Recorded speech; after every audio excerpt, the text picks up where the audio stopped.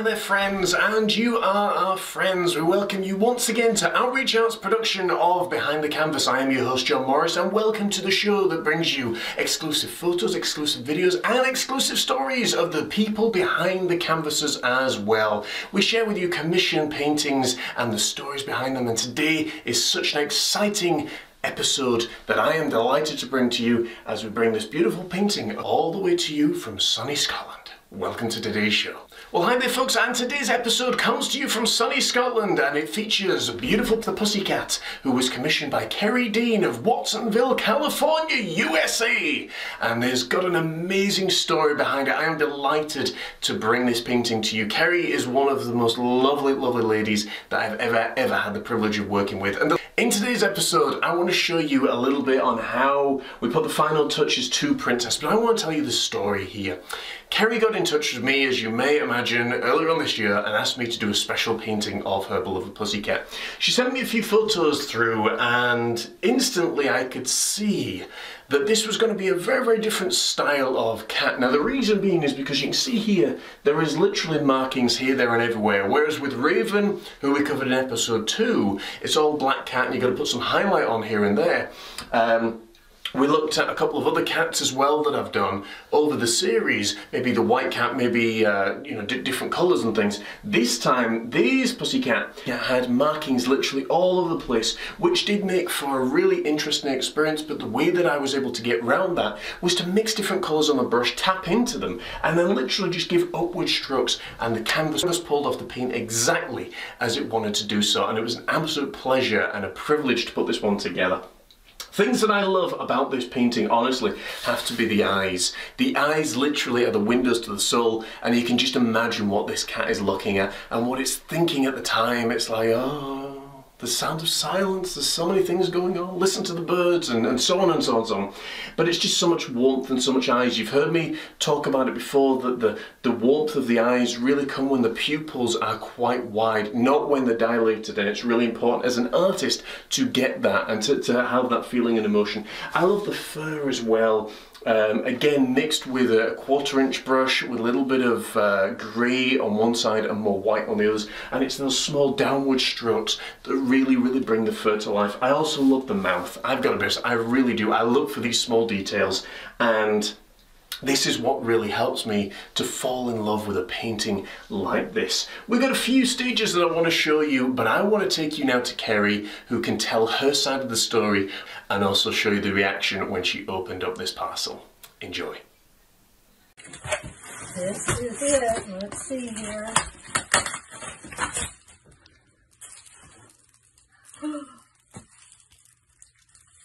Oh my gosh. Let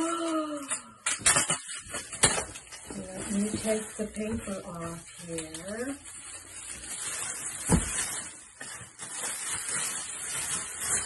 Oh my goodness.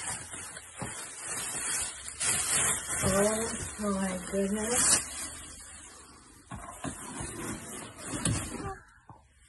Look at this.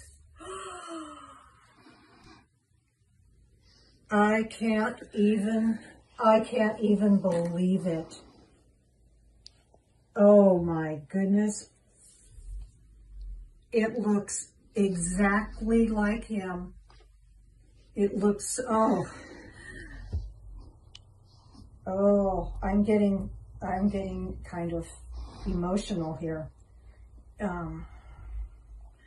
This is a picture of my kitty Big Boy. And I'll tell you a little bit about Big Boy. He showed up in my driveway as a stray, I thought. It was obvious he belonged to someone because he was the most affectionate kitty that I have ever had. He wanted to be on me all the time. Anytime I would stop moving, he would want to be on me. So anyway, to get back to my story, he showed up in my driveway. I thought he was a little stray. He was very, very affectionate. The funny thing about him was anytime he laid on you, he didn't want to be in your lap. He wanted to be cradled in your arm, and he had to be facing you, so he was looking up at your face. He would, anytime I was watching TV, I was in bed reading, and he had to be right here. And so, yeah, anyway, it was really obvious that he had belonged to someone else. And so he adopted me. I took him to the vet. He had been neutered, so obviously he was someone's cat. So about 2 years after that, he was in the driveway, and he was just kind of laying there, and it wasn't acting right, and so I kind of went out there and told him to come on in, and he took a couple of steps and he laid down. So I took him to the vet. I waited a little bit. I took him to the vet that day. Vet ran tests on him. They rehydrated him. He was very dehydrated. And they told me to take him home and let him know. And they took blood. And they called me later and said, "How's he doing?" And I had gotten home from work. I left him on my bed. I said, "He hasn't moved." They said, "Well, we got the blood work back and you need to take him over to emergency." So long story short, he had cancer, and he had a tumor on his spleen. We got medication for him from the specialist. He was real good about taking it. Went on for about another maybe 6 months, and took him into the vet all the time. He had an oncologist that he went to, and anyway, that got resolved. His tumor completely shrunk. He got back to his normal life. He was my big boy again, and then he started acting a little funny again. Just not himself. So I took him back to the vet, because at that point I was kind of worried. And it turned out that, and he had been in remission. Turned out that he had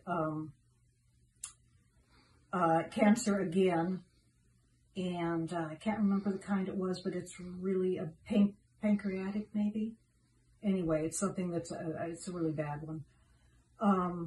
So they said, "Well, since you had such good luck with the other meds, we can try them again," which we did, and it didn't do anything. So anyway, at that point, I knew I kept him for a while, and he seemed to be fine. He tried so hard, and he was purring all the time. At that point, he kind of stopped eating, and I knew then it was time. And so we did that. He purred up to the end and laid in my lap. And so anyway, he was always very special to me. And that is why I wanted to have this done. And so I'm very happy with it, John. Thank you so much. I know this is going to take some editing, but anyway, you're on my list now. So I'm sure there'll come another time when I want something else done. Again, thank you so much. I love you for this. Thank you.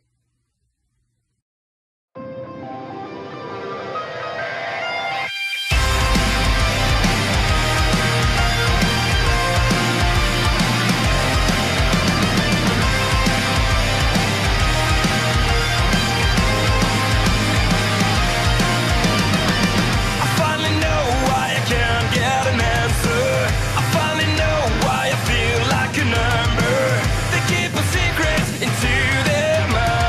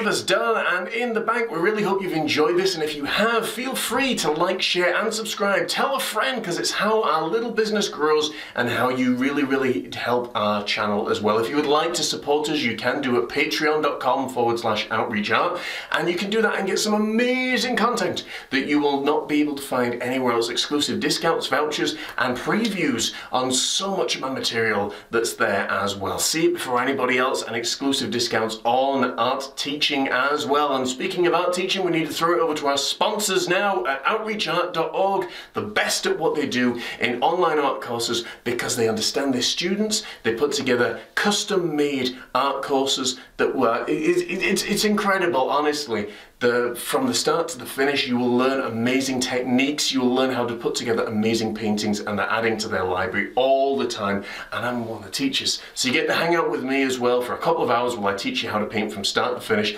Everything from mountscapes, seascapes, landscapes, portraits, pets, polar bears, tigers, lions, gosh, what else have we got up there? We've got horses, we got wolves, we got a wide variety, and I definitely encourage you to head to outreachart.org.